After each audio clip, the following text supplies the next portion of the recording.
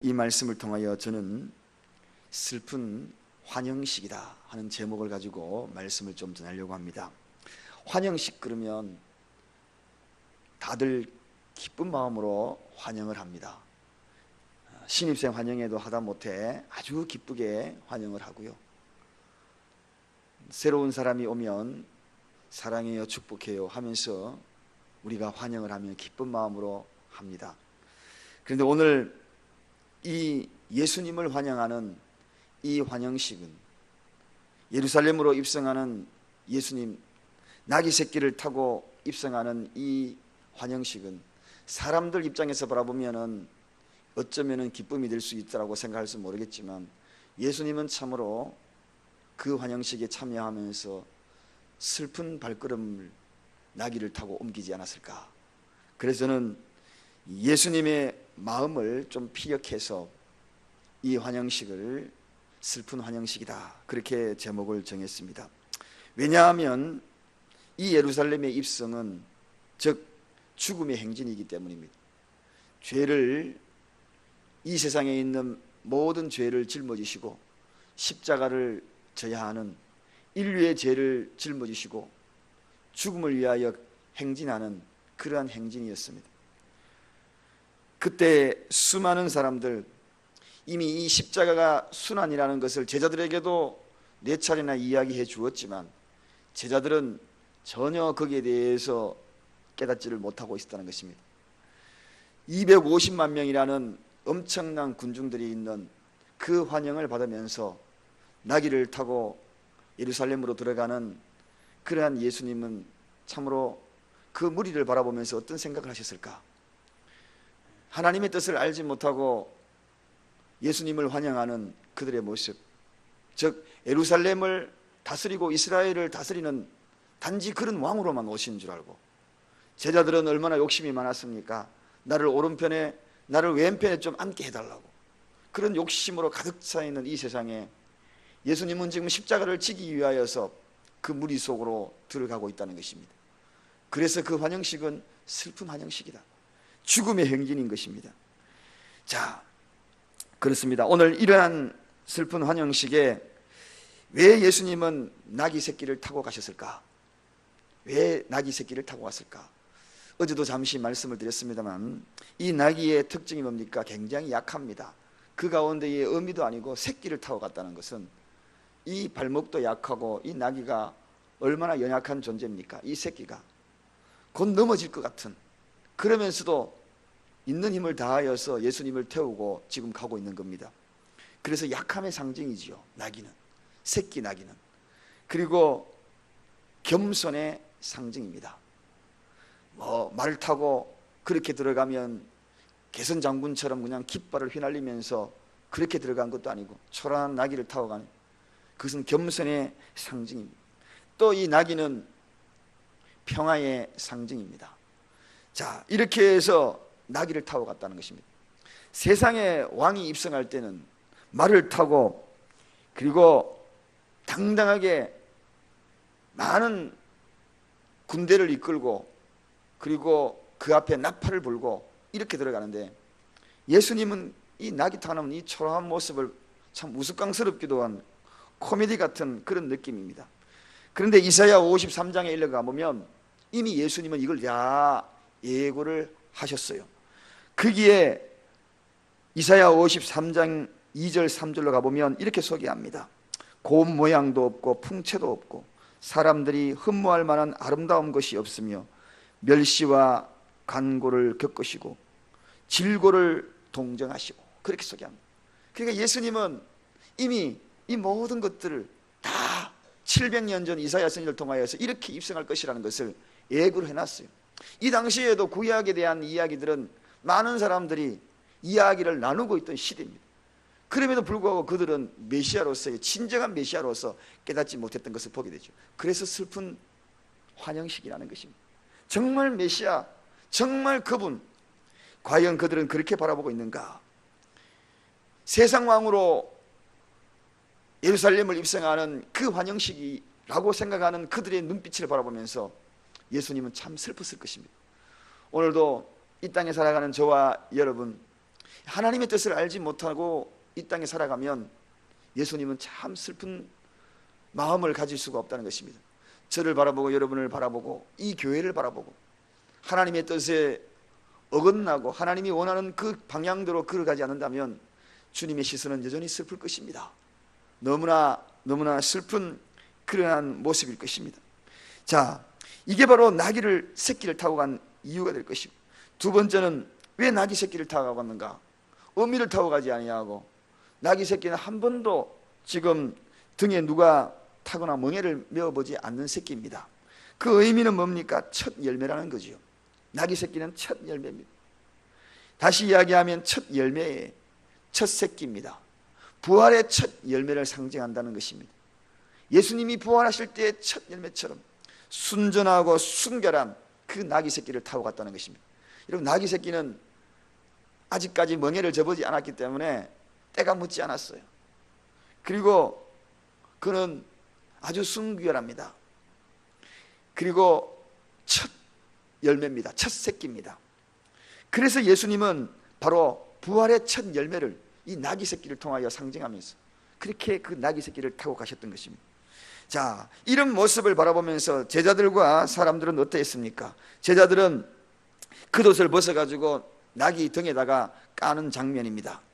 겉옷을 깐다는 것은 왕을 이제 모시겠다는 이야기지요.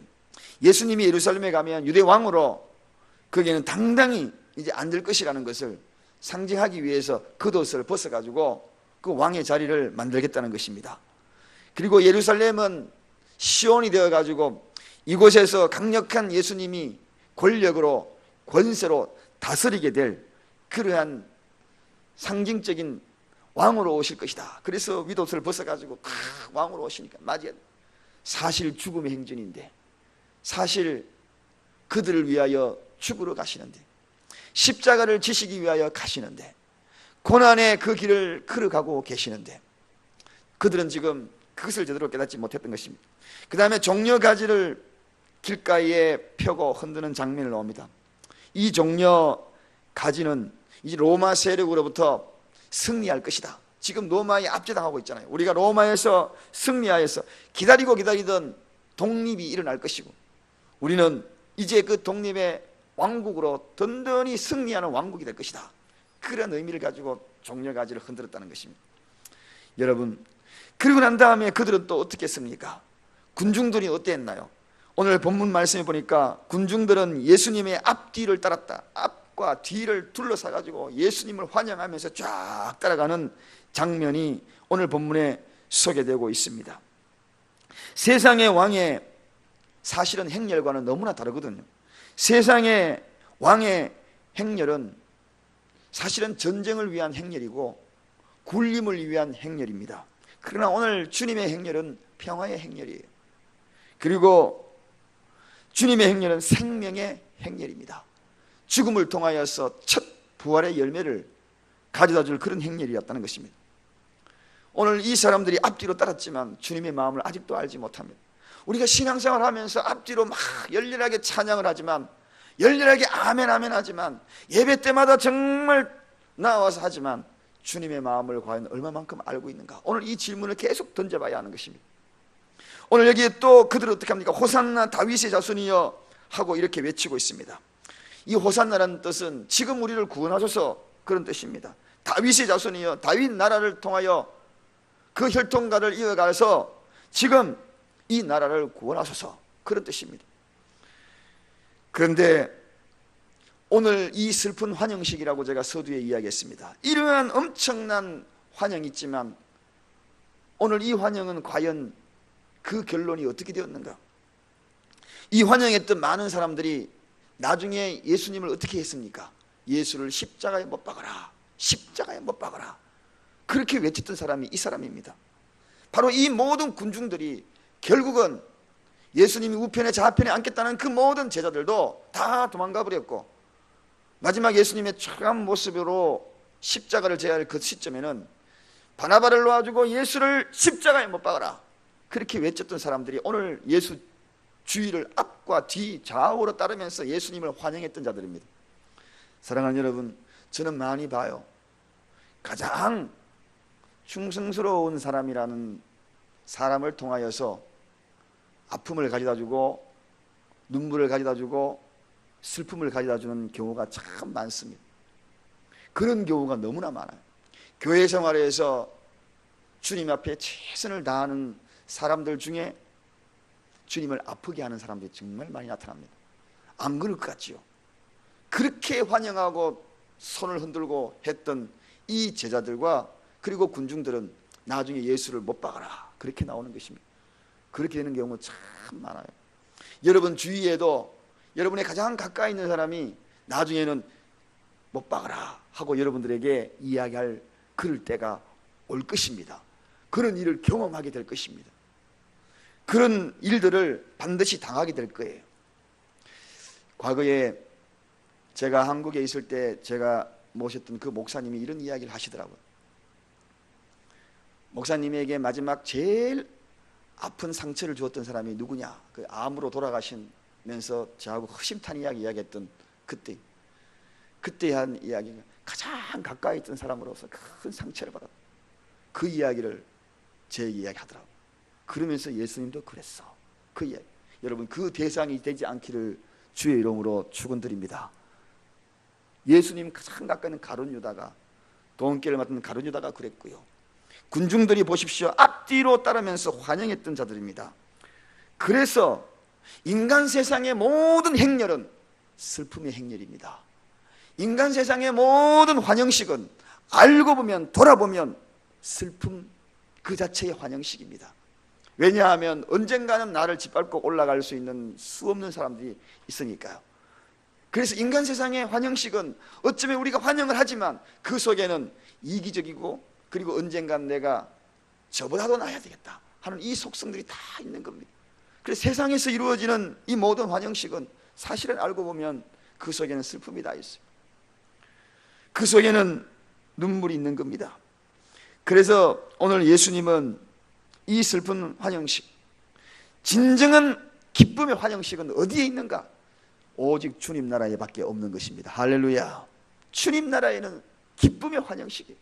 그 환영식은 영생복락 면류관을 우리에게 허락하여 주시고 기립하여서 생명수 강가에서 주의 보좌 앞에서 다 천군 천사들이 모여서 환영하는 그 환영식은 거기에는 시기도 없고 질투도 없고, 오늘 예수님이 이 예루살렘으로 입성하자 여기에 읽어가다 보면 그 다음 10절로 가보면 저 사람이 누구뇨? 소동하더라. 누가 소동하겠습니까? 왕이 막 소동하겠죠. 또 다른 왕이 시기하는 자리에 나타나는 것입니다. 세상은 시기하는 환영식이요, 직장생활에서 누가 승진했다 그러면은 와 박수를 쳐주고 우리 축하하자지만 그 속에는 술잔을 기울이는 가장 가까이 있는 건배하는 그 사람 한 사람 그 마음속에는 시기심이 있는 겁니다. 질투심이 있는 겁니다. 나도 저렇게 돼야지, 나도 너 언젠가는 짓밟고 올라가야지. 이게 있는 겁니다. 인간의 속성이에요. 이게 인간의 속성입니다. 그러므로 인간 세상에 다가오는 모든 것들은 이러한 요소들이 있다. 영원한 주님 나라에서는 기쁨의 환영식입니다. 슬픔의 환영식이 아니에요. 오늘 주님은 이후에 이 많은 사람들이 모두가 다 바나바를 놓아주고 예수를 십자가에 못 박아라 하는 그 사람들이 되어버렸습니다. 예수를 배신하고 저주하면서 떠나갔던 제자들이 되고 말았다는 것입니다. 그래서 슬픈 환영식입니다. 오늘 저는 이 말씀을 정리합니다. 우리에게 기다리고 있는 기쁨의 환영식이 있습니다. 오늘 주님의 마음을 우리가 잘 읽어야 합니다. 오늘 본문에 왜 이런 말씀들을 이 본문을 통하여 허락하실까 하는 이 하나님의 마음을 잘 읽어야 합니다. 그래서 우리 교회는 언제나 주님의 마음을 읽는데 집중해야 합니다. 마음을 알지 못하면 항상 우리 주님의 눈에 눈물을 흘리게 만드는 거죠. 많은 사람들이 예수님을 십자가 들고 예루살렘을 향하여 울고 있는 예수님의 그 울음을 바라보면서 십자가 지시러 가는 예수님을 막 울려갈 때에 예수님이 하신 말씀이 뭡니까? 나를 위하여 울지 말고 너 자신을 울어라, 너 자녀들을 위해서 울어라, 그렇게 이야기합니다. 이것이 바로 예수님의 음성이었습니다. 오늘은 저와 여러분이 걸어가는 이 발걸음이 기쁨의 환영식으로 걸어가는 발걸음 다 되기를 바랍니다. 오늘도 어떻게 하면 하나님의 기쁨이 될까? 그러한 것들에 잘 포커스를 맞춰가지고 하나님이라면 이 질문을 던지면서 우리 예수님에게 슬픔의 눈물들을 흘리지 않도록 하는 것이 오늘 우리의 모든 모습이 아닌가, 그 마음으로 살아가는 하루가 되기를 주님의 이름으로 축원드립니다. 기도하겠습니다.